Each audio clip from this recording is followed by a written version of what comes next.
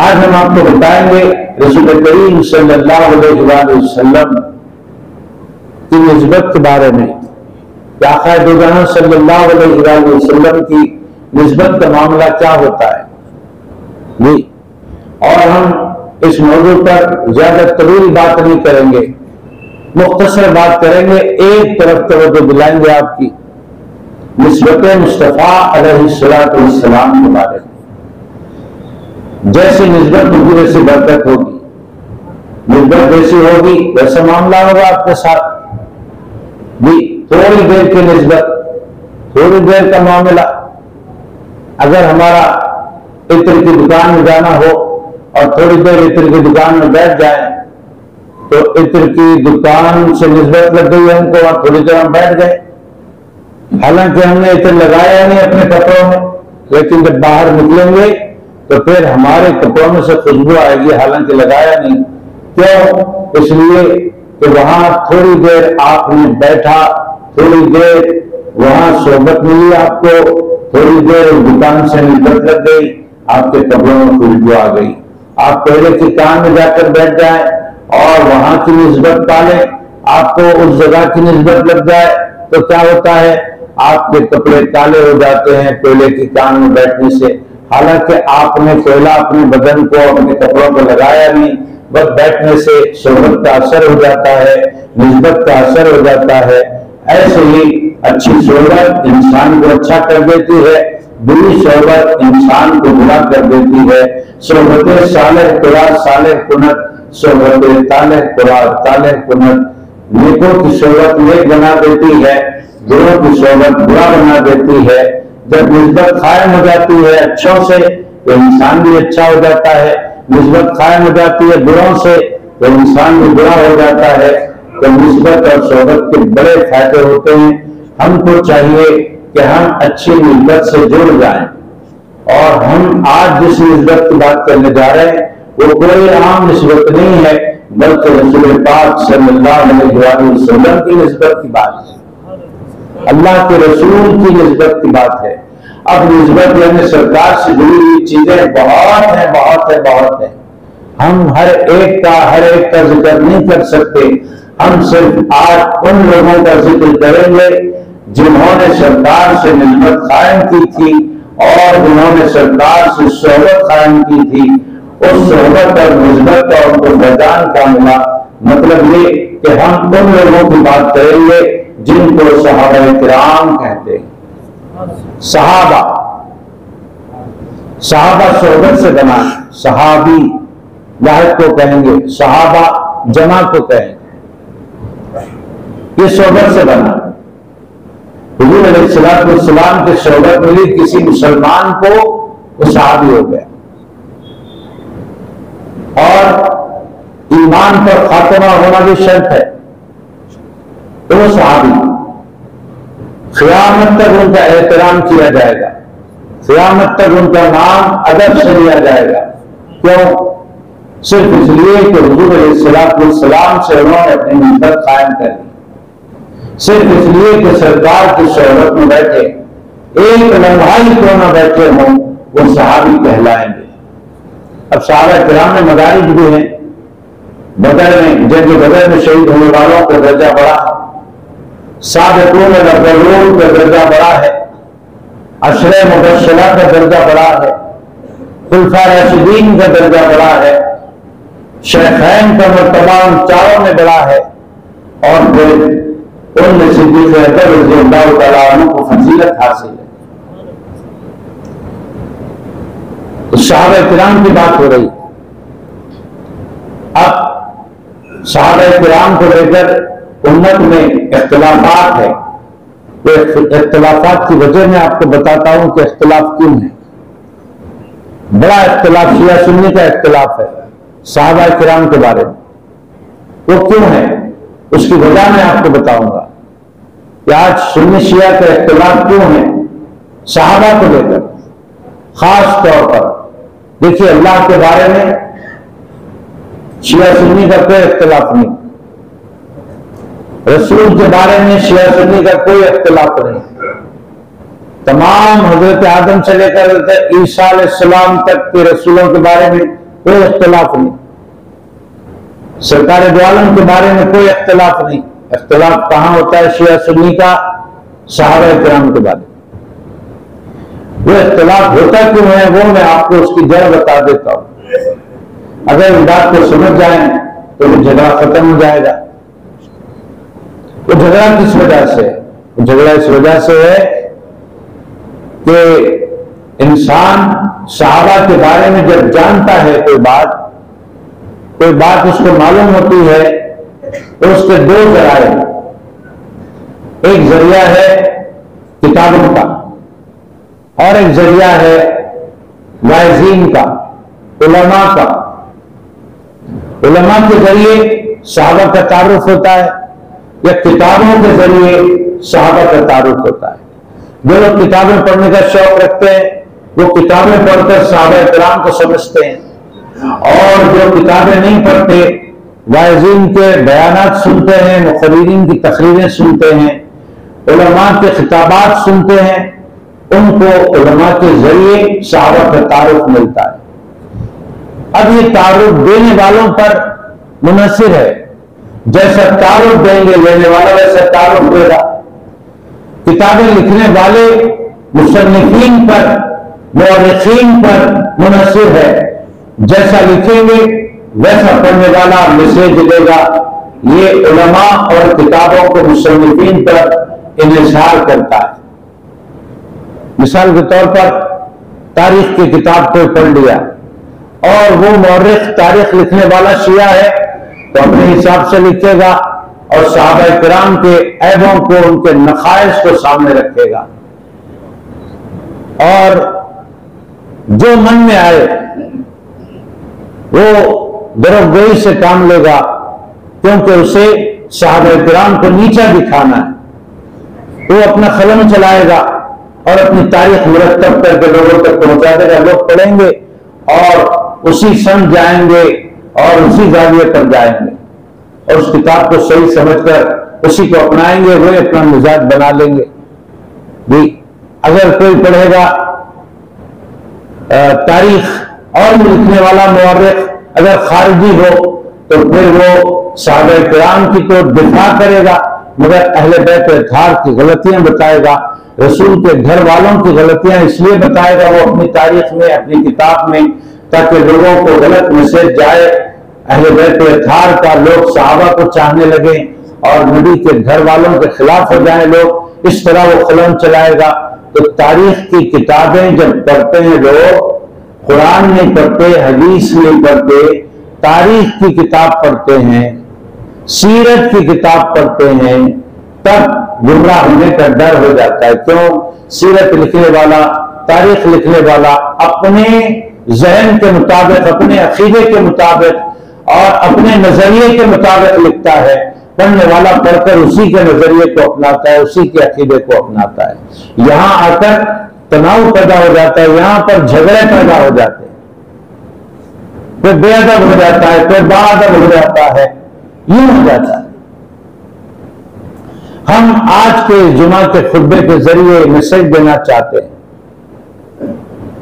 कि सहाबा किराम को और अहले बैत अत्हार को किसी तारीख या सीरत की किताबों के हवाले से न देखो, न समझो। तारीख की किताबों से नहीं, सीरत की किताबों से नहीं। सहाबा व अहले बैत को समझना है तो अल्लाह की कुरान से समझो, नबी की हदीस से समझो। अगर सहाबी का रुतबा देखना, कुरान देखो, उसमें सहाबी का रुतबा मालूम होगा। अगर अहले बैत का रुतबा देखना हो, कुरान देखो, हदीस देखो, उसमें आपको अहले बैत का रुतबा मालूम होगा। फिर साथ में तारीख देखो तो फिर आपको समझ में आएगा कि कौन सी तारीख सही है और कौन सी तारीख गलत है। जब हम तारीख की किताब पढ़ते हैं और उसमें सहाबा के मरातिब के खिलाफ बात जाती है, हमको बात समझ में आ जाती है कि ये मुअर्रिख सही मालूम नहीं होता। क्यों? कुरान हदीस के खिलाफ जा रहा है। हम तारीख की किताब पढ़ते हैं और अहले बैत अत्हार पर नुक्ताचीनी होती है और उन पर एतराजात किए जाते हैं उनकी कसर शान की जाती है, हमको समझ में आ जाता है कि ये बंदा कुरान और हदीस के खिलाफ जा रहा है। हमको चाहिए कि इन झगड़ों से बचने के लिए और एक अमन और अमान का माहौल पैदा करने के लिए कुरान और हदीस के और आंख में, कुरान और हदीस के आईने में सहाबा किराम को देखना होगा, अहले बैत अत्हार को देखना होगा। ये हमको करना होगा। अगर हम पढ़ेंगे तारीख, अगर हम पढ़ेंगे किसी के नजरियात, तो फिर उसी के बहाव में बह जाएंगे। तो अब कुरान में देखो, हदीस में देखो कि सहाबा किराम के बारे में क्या बयान किया गया है, तो फिर आपके दिल में उनका मर्तबा होगा, आपके दिल में उनका अदब होगा, आपके दिल में उनका एहतराम होगा। क्योंकि कुरान और हदीस में सहाबा का भी रुतबा बताया गया, अहले बैत का भी रुतबा बताया गया। शिया सुन्नी झगड़े सारे खत्म हो जाएंगे।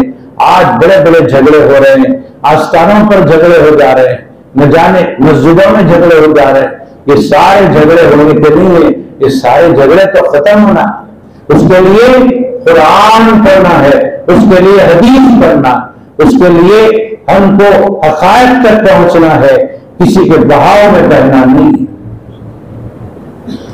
कुरान कहता है मुहम्मदुर रसूलुल्लाह, मोहम्मद अल्लाह के रसूल हैं सल्लल्लाहु अलैहि वसल्लम, वल्लज़ीना माअहू, और उनके साथ रहने वाले। माअहू का मतलब उनके साथ रहने वाले, उनकी सोहबत इख्तियार करने वाले, उनसे निस्बत कायम करने वाले, उनके हाथ पर इस्लाम कबूल करने वाले। इनकी पूरी कुरान में कहीं पर भी अल्लाह तबारक व तआला ने मजम्मत नहीं की। अगर कहीं इनका अमल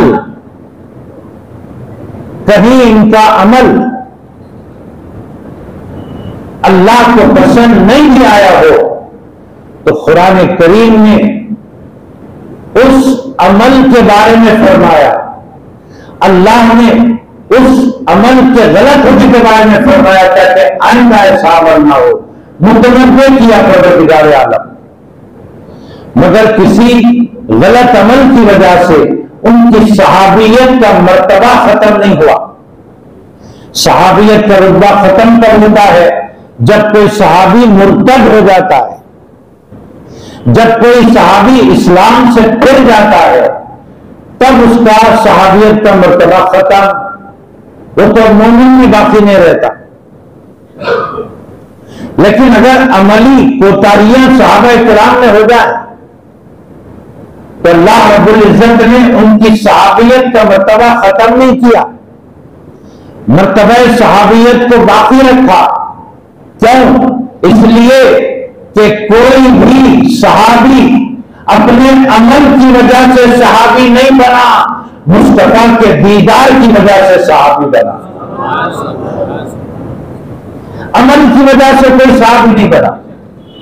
अगर अमल की वजह से कोई सहाबी हो सकता तो गौसे आजम बड़े सहाबी होते।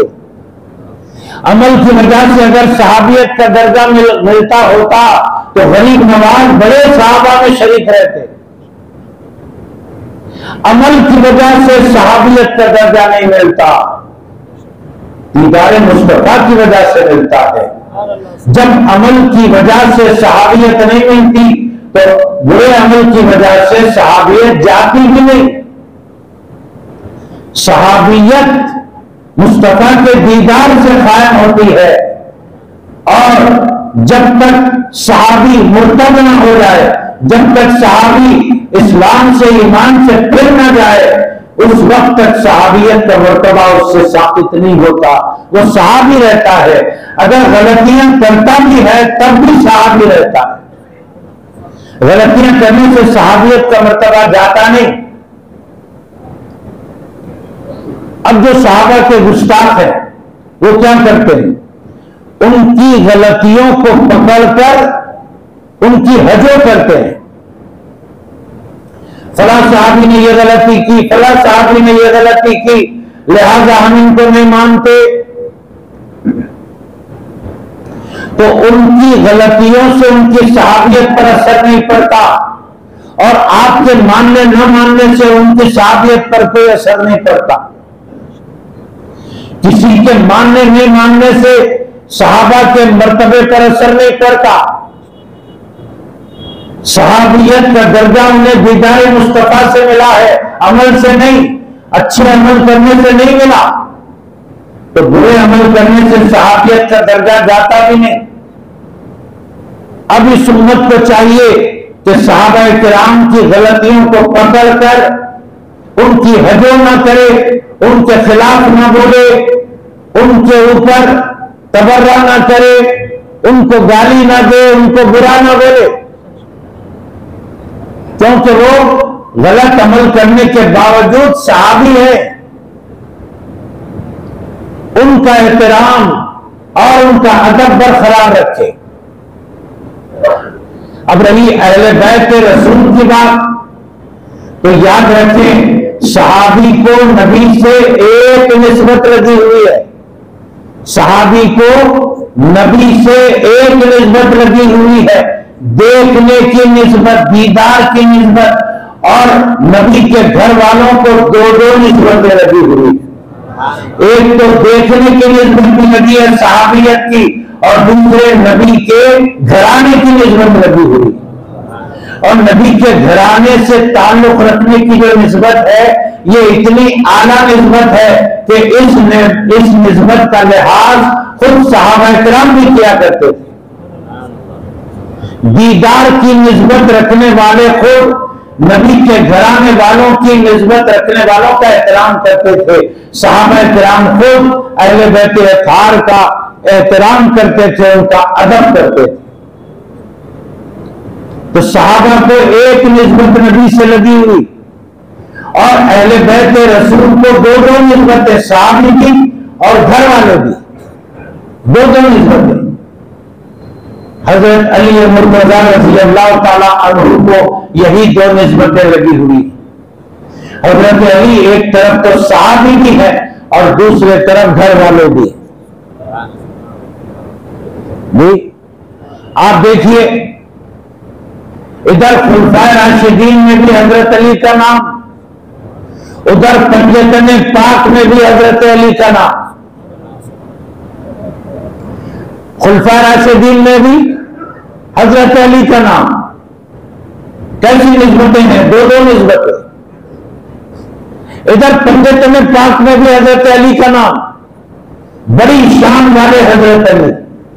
उनका जिक्र इसलिए कर रहा हूं कि इसी महीने की 13 तारीख को वो इस दुनिया में पैदा हुए, 13 रजब को पैदा हुए। उनकी पैदाइश की तारीख 13 रजब, और अल्लाह ने उनको ये एजाज भी दिया कि जब उनकी मां काबे का तवाफ कर रही थी, जब उन्हें ऐसा महसूस हुआ कि अब जो है डिलीवरी होने वाली है, अब बच्चा पैदा होने का वक्त आ गया है, बिल्कुल करीब आ गया है, और मैं तवाफ कर रही हूं, जाऊं तो कैसे जाऊं घर तक। मौके की नजाकत देखकर उन्होंने अपने घर जाने की कोशिश नहीं की, बल्कि जिस काबे का तवाफ कर रही थी उसी काबे के अंदर दाखिल हो गई। जब काबे के अंदर दाखिल हुई तो अंदर ही हजरत अली की पैदाइश हुई। काबे में पैदा हुए इसलिए मौलूद काबा कहते हैं। काबे में पैदाइश हुई हजरत अली। और शान ये है कि हर पैदा होने वाला बच्चा पैदा होते ही अपनी आंखें खोलता है और देखता है कि मैं किस आलम में आ गया, किस आलम में आ गया। लेकिन हजरत अली का शऊर पैदाइश से ही ऐसा है कि आप सुनकर खुश हो जाएंगे कि पैदाइशी बाशऊर पैदा हुए। वो दुनिया को देखने के लिए पैदा नहीं हुए, इसलिए पैदा होने के बाद उनकी आंखें बंद थी। लोग सोच रहे थे कि यह बच्चा आंखें क्यों नहीं खोलता, ये बच्चा आंखें बंद करके क्यों रखा हुआ है। ये बंद आंखों का राज इस बच्चे को पता है कि क्यों बंद करके रखा है और किसके लिए बंद करके रखा है, उसको पता होगा। वो बच्चा आंखें खोल ही नहीं रहा था। लोग इस इंतजार में थे कि कब आंखें खुलता है। सरकार दो आलम को मालूम हुआ कि बच्चा पैदा हुआ है, उनका चचेरा भाई पैदा हुआ है, अली पैदा हुआ है, अबू तालिब का बेटा पैदा हुआ है। वो देखने के लिए जब काबे के अंदर तशरीफ ले आए, जैसे ही आए सरकार के आते ही बच्चे ने आंखें खोल दी।